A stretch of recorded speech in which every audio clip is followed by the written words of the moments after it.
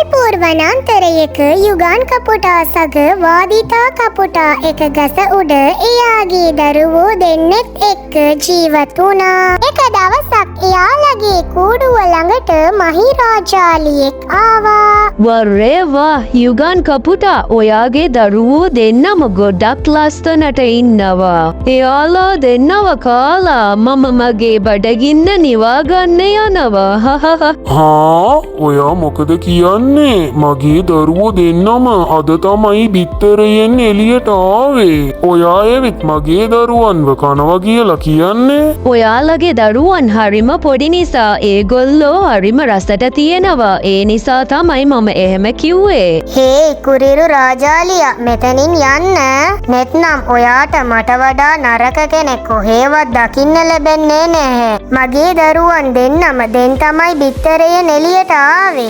ඔයා එයාලා බිත්තරයෙන් එළියට ආවම මෙතනට එවිත් එයාලව කනවා කියලා කියන්නේ. මුලින්ම මෙතනින් යන්න.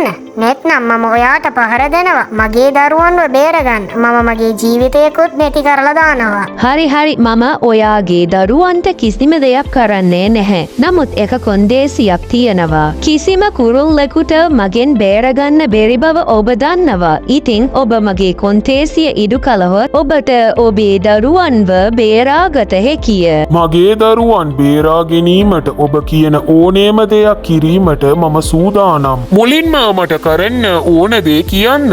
මේ වනාන්තරයේ ඉන්න කුරුළු පෙටවුන්ව අල්ලලා මට ගේන්න මම ඒවා කාලා මගේ කුසගින්න නිවාගන්නම්. නමුත් ඔබ ඒවා කිසිවකු නොදන්න කන්දේ ඇති ඒ ගුහාවට ගෙන ආයුතුයි. හරි මම මෙහෙ ඉන්න පොඩි කුරුල්ලන්ව අල්ලලා ඔයාට ගේන්නම්. මම කියපු දේ අමතක කරන්න එපා. ඔයා මම කියපු වගේම පොඩි කුරුල්ලන්ව අල්ලලා මට ගේන්නේ නැතුව හිටියොත් මම ඔයාගේ දරුවන්ව මරලා කනවා. නේ ඔයා එහෙම කරන්න එපා. මම කියපු වගේම ඔයාට පොඩි කුරුල්ලන්ව අල්ලගෙන ඔයා කියපු ගුහාවට අරගෙන එනවා. මෙහෙම කියලා කපුටා ඒ දින රාත්‍රියේ විනිතා කුරුල්ලාගේ දුවව අල්ලගෙන ගියා. දරුවාව හොයපු විනිතා කුරුල්ලා කපුටා ඉන්න තැනකට ආවා. හේ යුගාන් කපුටා මගේ දරුවව දාලා යන්න. එයි ඔයා මෙහෙම කරන්නේ. මගේ දරුවාව අත්හරින්න.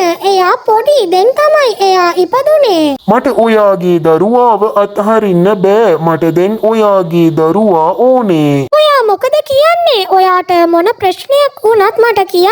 ඒත් මගේ දරුවන්ට මොකුත් කරන්න එපා. විනිතා කපුටා මෙහෙම ඇහුවම යුගාන් කපුටා එයාට වෙච්ච හැම දෙයක්ම විනිතා කුරුල්ලාට කිව්වා. එයාගේ දරුවාව බේරගන්න තමයි එයා මෙහෙම කරන්නේ කියලත් යුගාන් කපුටා විනිතා කුරුල්ලාට කිව්වා. හරි මම ඔයාගේ ළමයි බේරගන්න උදව් කරන්නම්. ඔබේ දරුවන් සහ අනෙකුත් පක්ෂින්ගේ දරුවන් බේරා ගැනීමට ඔබට අවශ්‍ය නම් ඒ රාජාලියා මිය යා යුතුයි. එසේ නොවුවහොත් ඌ වනාන්තරයේ සිටින සියලුම පක්ෂීන් මරා ආහාරයට ගනු ඇත.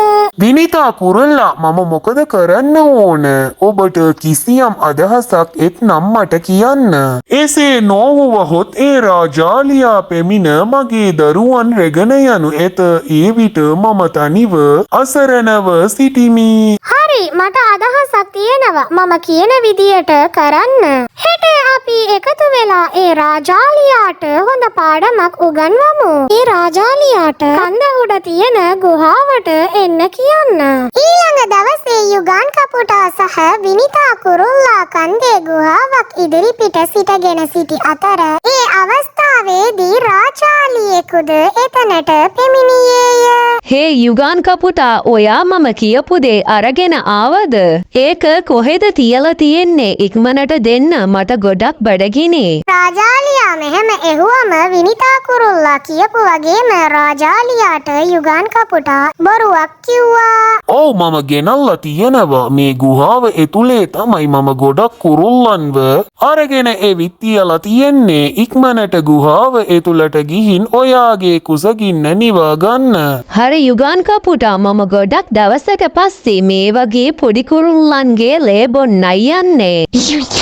මෙසේ ඒ කියමින් රාජාලියා ගුහාව එතුළට ගියේය. රාජාලියා ගුහාව එතුළු වූ වහාම යුගාන් කපුටා සහ විනිතා කුරුල්ලා එක්ව ගුහාවේ දොරටුව ගලකින් වසා දැමුහ.